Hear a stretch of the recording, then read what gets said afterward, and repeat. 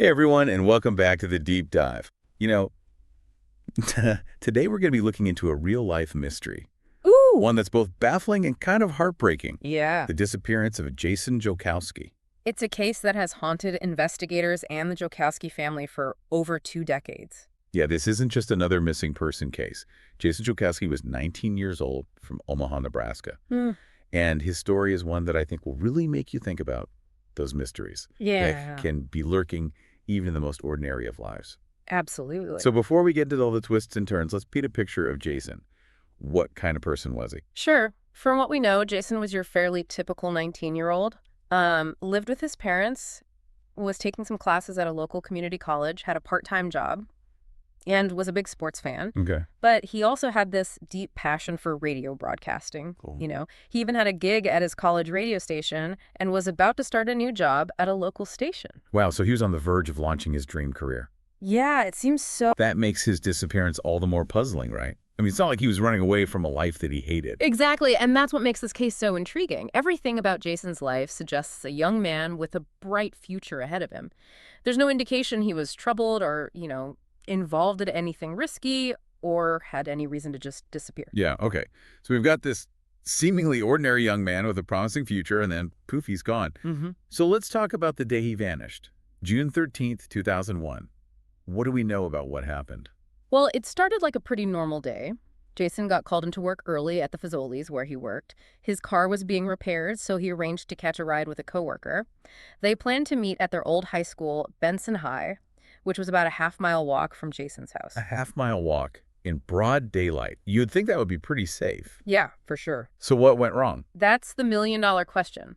Jason was last seen by a neighbor around 10:45 that morning, helping his brother take out the trash. Hold on. So he was literally steps from his front door, and then he just vanishes. It's like he stepped off the sidewalk and into thin air. By 11:30, his coworker was at the high school waiting for him, and when Jason didn't show up, she called the Jolkowski house, worried. Did they check the security cameras at the high school? Surely there must have been some footage of him arriving.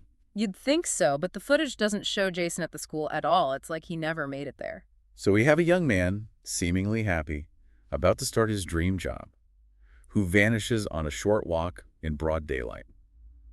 And there's absolutely no trace of him. It's incredibly frustrating, and the lack of evidence really deepens the mystery here. There was no activity on his bank account or cell phone after he disappeared, no belongings missing from his room besides the clothes he was wearing that day. So it doesn't look like he ran away or planned this disappearance. No, not at all. And to add another layer of complication, the police initially treated it as a runaway case, which delayed the investigation. A delayed investigation. How long did it take for them to start actually looking into Jason's disappearance? They didn't really start digging in until a full 10 days after she vanished. 10 days. That's a lot of lost time in a missing person case, isn't it?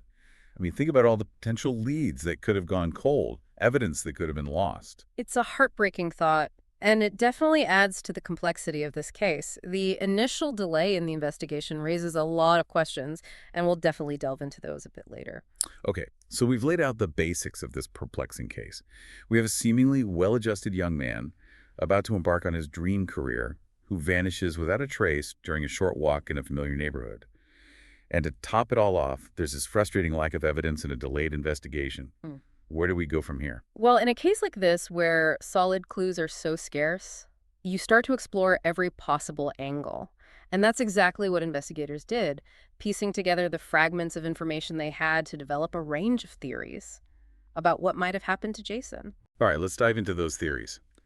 What were investigators considering in those early days? Well, one of the initial theories that they looked into was the possibility of a hit-and-run accident. It's a busy area, and maybe a driver panicked and fled the scene. Yeah, I mean, that's a thought that probably crossed a lot of people's minds. But wouldn't there have been some evidence of an accident? You know, like a damaged car, witnesses, something. Right, exactly. And that's one of the things that makes this theory less likely. There were no reports of any accidents in the area at the time that could be connected to Jason's disappearance. Plus, his family was adamant that he was always super cautious when walking near traffic.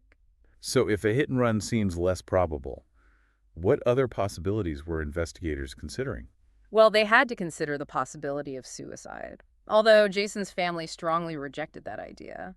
They described him as a happy, well-adjusted young man with a lot to look forward to. Yeah, and it's true that it would be unusual for someone to take their own life Mm. and then manage to disappear completely, especially in a populated area like Omaha. Right. And then there was a runaway theory.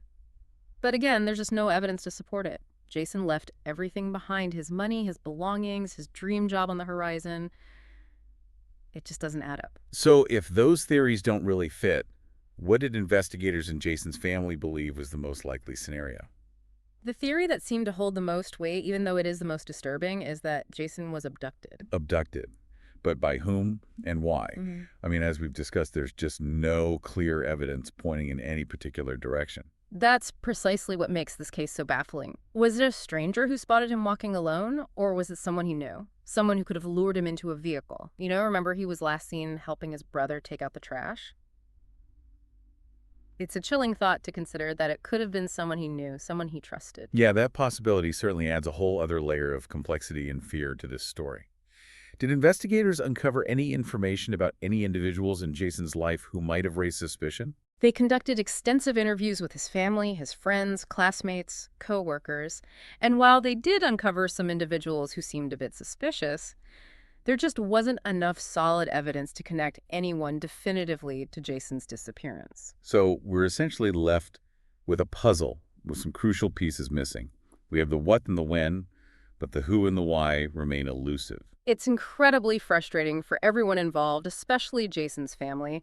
They've been living with this agonizing uncertainty for over 2 decades, but even in the face of such a tragedy, they've shown remarkable strength and resilience. You're talking about their work with Project Jason, right? Tell us more about how they've channeled their grief into helping others facing similar tragedies.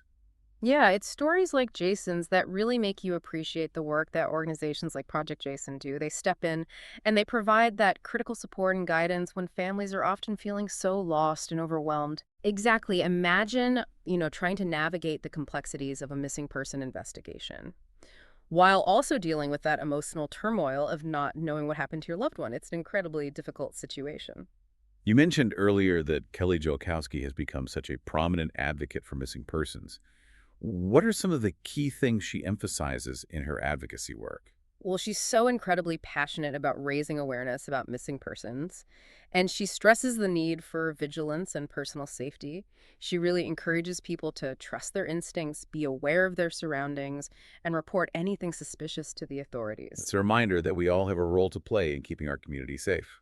Absolutely.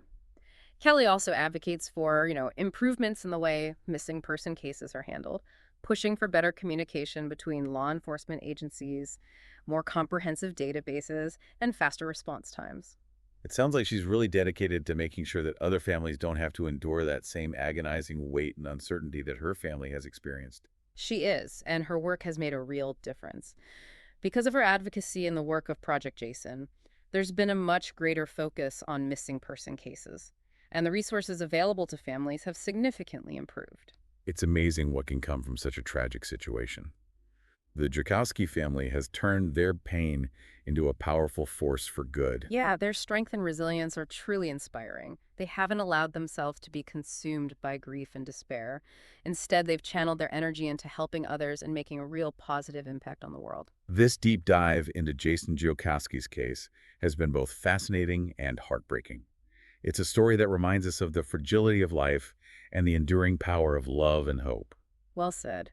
Though Jason's case remains unsolved, his story continues to touch lives and inspire change. It reminds us to cherish our loved ones, be vigilant in our communities, and support those who are searching for answers. The search doesn't stop here. Keep listening, keep questioning, and keep seeking the truth. See you in the next episode.